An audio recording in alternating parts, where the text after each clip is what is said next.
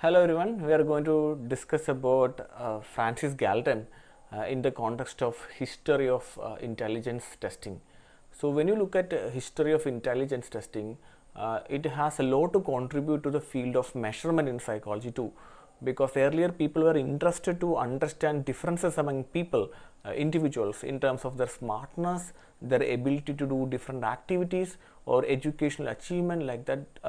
The idea of or the major activities related to measurements are actually through the development of intelligence test. So intelligence test has a very good sync with the connection with the developmental history of measurement in psychology or development of test in psychology also. So here today we are going to discuss about a specific person. His name is Francis Galton, and he has contributed a lot to the field of measurement in psychology, majorly intelligence and personality. So there are so many scholars actually contributed to the field of measurement in intelligence or intelligence testing, but we are going to talk about this personally. Now, this is Galton. He is called as known as father of mental testing. So see the term mental testing. This was used at that point. Okay. Then one of the reasons why I like this person is like this is one of his perspective. Like anything can be measured. Any psychological or physiological aspects can be measured. That's a good perspective as far as a psychometrician is concerned. So he believed that using some means we can measure any psychological experiences. When it comes to intelligence and intellect based measurement, what he understood was, or his perspective was, intellect can be measured using reaction time and sensory discrimination. So basically it was sensory and motor responses. This was the means through which not only Galton, many other people from this brass instrument era, they attempted to understand intellect through these methods, basically reaction time and sensory motor activities. So it had a lot of limitations in its own way. After brass instrument era, maybe by the works of Alfred Binet, we actually stopped giving a lot of emphasis on the role. The sensory related or discrimination related or even motor related activities. So later different cognitive activities start to play a role, or scholars have given more importance to cognitive reasoning kind of activities in the intelligence testing. But at this point, when you consider Francis Galton, that age, basically the reaction time, sensory activities, motor activities, they had a lot of these activities were considered as actually a basic means way to understand a person's intelligence, in fact. So he has also argued that beauty can be measured, personality can be measured, boringness of the lecture can be measured. It was not actually an argument. He has developed some test also. It was looking like a Likert scale, not in the current Likert scale pattern, but actually rating scales he was used, and the initial pattern of model of rating scales you can find in personality test developed by Francis Galton.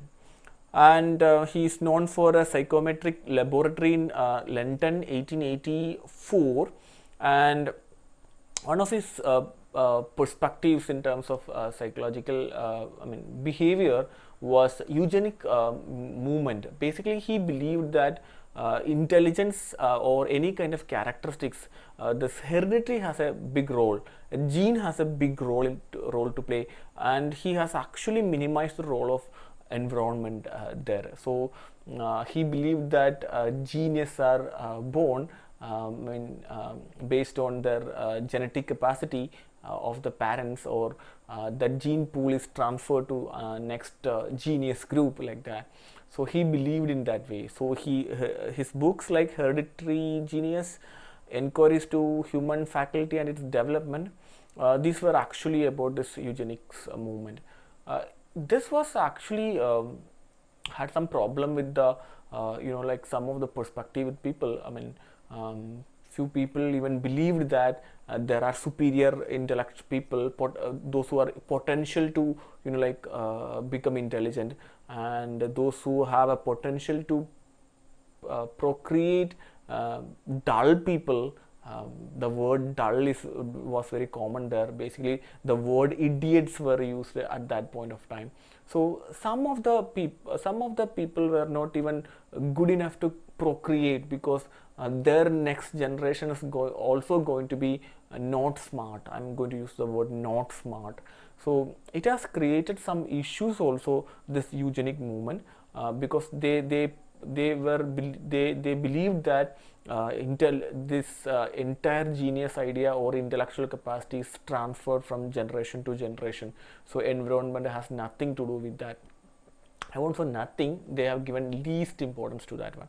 So that was a kind of perspective he had about intelligence, and even he made a intelligence battery also. We'll look into that one. So he has given a very high emphasis on sensory and motor measures, as I mentioned in the previous slide. So this was one of the limitation. In fact, when we reach the period of Binet and subsequent development in the measurement of intelligence, actually this emphasis on sensory and motor measures has reduced a lot. People or scholars started to develop different tests, intelligence tests based on cognitive and the reasoning. These kind of skills were more utilized to understand human intellect. But at this point, when you consider, you have to think from a brass instrument era, where instruments were considered as a major way to understand human intellect.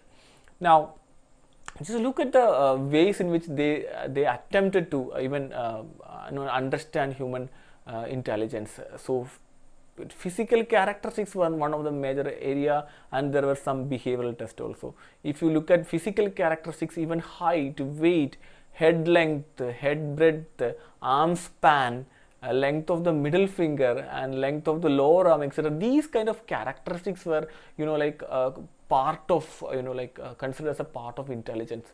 Maybe you may remember this phrenology, where body shape or shape of the brain has something to do with the intelligence of the person, especially the shape of the head. These kind of things were actually considered as part of dimensions of intelligence, like that. So in that sense, this physical characteristics play a big role as per Galton. Obviously, after this period, people has completely rejected the notion of this phrenology and how physical characteristics are related to the psychological experience of the person or skills of the person.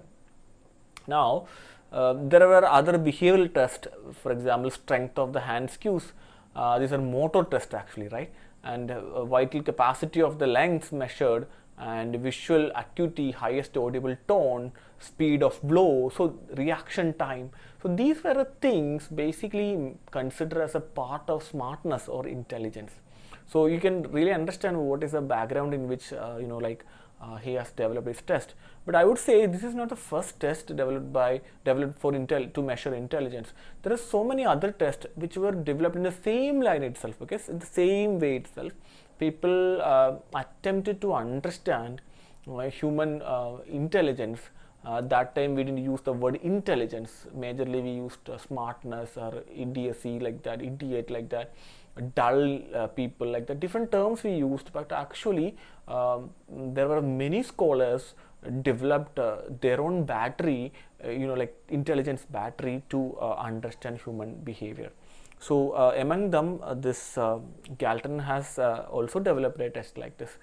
So I wanted to emphasize that this is not the only test which is developed to measure intelligence in this line. There were more other tests. So that's about Francis Galton. So we'll discuss about other people also in the other classes, next classes. Okay then.